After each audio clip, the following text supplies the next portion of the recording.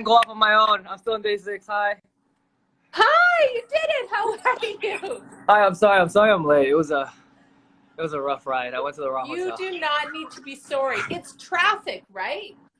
Yes. And I went to the wrong hotel. I love your honesty. I love that how honest you are about that. I appreciate your love for my honesty. I'm sorry. I am so sorry. I'm so sorry. You did not need to be sorry. No. Do you know how many times I've been caught in traffic or gone to the wrong spot, or you're human. That's normal. You seem very professional. I find that hard to believe. I'm kind of a mess. You see me in my glasses with no makeup on. Then I've got you fooled. So this is great. Okay, perfect. Well, it's really nice to meet you, and I'm really excited to talk to you. I'm so excited to be here. Thank you for having me. Yeah, this is really, really great. Listen, I know so much has gone on in your life. You know, many people know you from Day6, but you just had a really big moment. You did your first live solo performance at 88 Rising Head in the Clouds Festival at the Rose Bowl Stadium. What did that feel like? It was phenomenal. Like, I haven't been on stage in a long, long time. It feels like almost forever because I've just been cooped up in my room. But I expected to be a lot more nervous than I was. But I think like every part of me was just wanting to get back there. I just didn't know it. So like subconsciously, I got on stage and I blinked and the set was over and I was like, no, I needed more time. And I stole some time. I stole 4 minutes. I'm not gonna lie. I'm sorry, Sean from 88, but I did steal 4 minutes because I needed it. And I just really wanted to take in the moment because it was an amazing experience. Yeah. Did it feel like a homecoming for you? It did a little bit. To be honest, I've had shows in LA even, but I had a lot of North American tours, and it always felt a little burdensome because I had to perform under the alias of Day6's main guitarist, and being in a band, you can't really make mistakes because if you make a mistake, especially being the lead guitar, the whole room just goes It's like one of those moments, you know what I mean? But like it was my set. I wasn't really playing the guitar, and I didn't have the burden, I guess I would say, of having to be perfect so that I wouldn't let down my other members. So I kind of just got to be me, and I think that was the best part of the whole thing. That's amazing. Well, people on here are saying the set was incredible. You talk about the burden of feeling perfect. Do you feel a lot of that pressure? And is it different now that you're on your own? Yeah. Most definitely. I feel like I've become a very less filtered version of myself. If I was more synthetically made, so per se, my persona in K-pop, I feel a little bit more authentic now. And I feel a little bit more true to myself. Not that I wasn't genuine then, but more authentically Jay, for sure. Right. So, I mean, has it come easily to you then to be out on your own and doing this solo project, or has that been difficult and an evolution to get there? It's actually really funny that you mentioned that because the whole bridge in which I crossed to get to this 88 Rising Head in the Clouds 6:30 p.m. main stage, this whole performance was just a conversation I had with myself. And after having written for Day6, I have like 60-something songs published in Korea and that I've sold to Day6 and that I sold to other artists. And having written for references and for certain things that were always given to me, I came to the question of what do I like? And I realized that along that path, I kind of just forgot what kind of music that I liked. So I was just like, that's not normal. That's not good. You should be doing music because you're passionate about it, not because it's a paycheck or because it's something that you're just used to, right? So that sparked something called the EJ project, in which I kind of just wrote music and just put out whatever I felt like. Yeah. Yeah, and you did it in a different way, right? You put it out on YouTube? Yeah, I did it on YouTube because it wasn't really a company thing. Um, and like it wasn't necessarily something that I was talking to my company too much with. It was just more of like a, let's just see what happens like between me and myself. You know, it Wow, was it was a that's it was a big. personal conversation I had. So yeah, that That's happened. amazing. Yeah, Because I mean, doing something like that and not going and putting on a regular streamer, I would imagine that there would feel like a lot of pressure with that. Or was it easier for you? I feel like it was actually a lot easier because there's no expectations for it. So Ah, with the streaming platform in mind, I would be very, very pressed and stressed if I didn't hit a certain amount of listens or a certain amount of album sales due to the fact that Day6 already has a track record of always hitting number one in South Korea, right. doing so and so on the iTunes charts, Yeah, like you know like 20 countries plus number one usually. So not having any of those expectations and being like I could just do whatever I want, also not having a reference of someone telling me, oh, you need to write this kind of music, this kind of right. concept, that also was very freeing for me.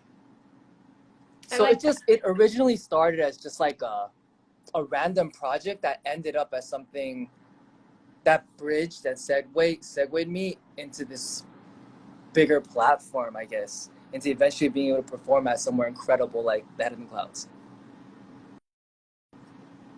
That's amazing. I don't know what Hello? happened there, but it paused out. But I'm back. Oh, sorry. Um, in terms of artists you'd like to collab with, who would you like to collab with next? Man, I have a lot of artists that I just really, really love. I would like to have an official collaboration with probably with Keshi. I had a unofficial one with him on my projects, but he's definitely been on my list of people that I've wanted to collaborate with just because he's so artistically like he's just so gifted. Yeah, Also Nikki, because she's an absolute beast on the mic, and I feel like she is one of the best vocals in my ears at least nice. of our time right now. And I Yeah, think she's just so talented. But there's so many artists. I just can't even begin the list. there are so many. I mean, There being are. in this industry, in your Doggy. industry, oh, this is Buddy. um, being in this I love that. industry or Yeah, your sorry. industry comes a lot Yes. of challenges, right? And a lot of ups and downs. And you've been really honest, which I applaud you for talking about your mental health. And Oh, thank you. why do you think it's so important to share that with your fans and to people who are just newly discovering you? Because it's well, at first I felt the necessity to share the mental health aspect of my life because especially in South Korea, the idol genre is viewed as a genre in which people have to be perfect, Yeah. and it's exactly what it is. It's people that are idolized, right? Especially by the younger generation. And Yeah. I thought it was such a flawed system because of the fact that you have to be perfect, but you're supposed to be a role model. That makes the younger generation in turn look at perfect like the 2% of the time where you're bright and shiny and filtered and just a perfect human being and That's think right. that's the norm. And Yeah. I thought that was incredibly deceiving in itself as a concept Yeah. because that makes them in turn think that They have when to be they're that. not okay, yeah, Yeah. when they're Yeah. not perfect, when they feel a certain way, when they are not at the top of their form, that they're wrong. Mm-hmm. And that's not true because believe it or not, all idols are just human beings like you. So I just wanted to make that statement perfectly clear. I know a lot of people didn't like it because they feel that they are attracted to the idols or like that culture in itself because it's an escape from reality. But I just feel like it's very mentally unhealthy to promote that kind of vision. You know what I Yeah, mean? and it's also really not a healthy thing for you to try and uphold. Nobody's perfect. Yeah. Nobody has it all together at all times. That's just not a realistic expectation. Yes, I'm a complete mess, and my fans will tell you. I'm very transparent about that. I am an absolute car crash. So if anyone could be the poster child of that, it's me. Well, you know what? You wear it well because I have to say, you exude joy. You seem to me like you are in a really beautiful place right now. I am at a very, very happy place in my life right now Ah, because I've gone through all the soul searching. yeah. I'm 29 now. I'm starting the game a little bit late in the American industry, but I feel very, very ready to go about and start my journey in America I think it's or on an amazing. international scale. Yeah. That's fantastic. Do you have a message for anybody out there who's watching this or maybe watching it later and they're struggling and they don't know where to start and they don't know how to maybe get out of that hole? Do you have any advice? It depends if you're coming from a mental health aspect or if they're like starting musicians, which have a I think from a specification. mental health aspect, maybe. Okay. Um, if you think of it this way, I think it's the easiest. All those people that you see on TV or that you compare yourself to, I know it's very generic to say, but I can pretty much guarantee you that they have their own struggles and their battles with their own demons. As do I. Nobody's perfect. No. And that's as generic as it is to say, that's just the common truth. And that I think it's the hardest truth for a lot of people to understand because everyone's the worst critic of themselves, right? Yeah. And maybe sometimes you should cut yourself a little bit of slack. Ooh, You're I like you're that. doing awesome. You got up today.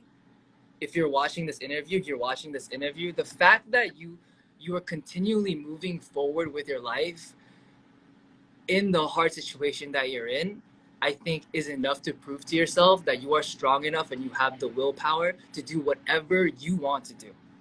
I love that. So good. Listen, I don't think you're too late for any game. I think you were right on time in the timing that you needed to be because you've done all the work and you're in a wonderful place yourself. So, which is Yes. fantastic. It's all where it needs to be. I I wish I could full-heartedly agree. I really appreciate it, but I feel like I will be there. I will You'll be be there. there. I'm a harsh critic. I'm a harsh critic of myself, but I'm gonna definitely do my utmost to reach what we're talking about, that pinnacle at the top. Well, you've got a lot of fans behind you, and these fans are strong. They're very powerful, and they can do amazing things and help you along the way. So that's a beautiful, beautiful support system that you have. My fans are absolutely amazing. Other than the times that they make fun of me, they're great. But they make fun of me like 95% of the time, and then they support me like 5% of the time. So if we could get that to like a 9-10, I feel like that'd be better. We could But work yeah, on I it. love my fans. I'll Yeah. work with your fans. We'll get them there. I'll be like the therapist of the group, and we've got this. I feel like if we could just have like a council session between you, me, and my fans, and then we could just talk about all the memes that they've been putting up on Twitter, or Okay. the funny pictures of me tripping on stage that have been going around. We could do like some kind of intervention. I feel like I've had a couple issues with some of the pictures, so we could talk it out. Amazing. I've got your back. I've got your back. Yeah, thank you. Perfect. Lastly, where are you taking this all? Is it going to be you solo forever? Do you think you might go back with DAY6 or maybe with someone else? What do you think? Oh, I'm still in DAY6. Mhm.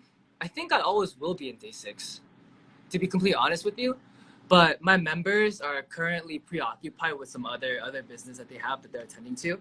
Yeah. So once everyone is ready to go, I think that's when DAY6 is gonna make a big splash back into the industry. But until then, I think I will be grinding out and then trying to do my part in Yeah. keeping DAY6 relevant by making myself more relevant.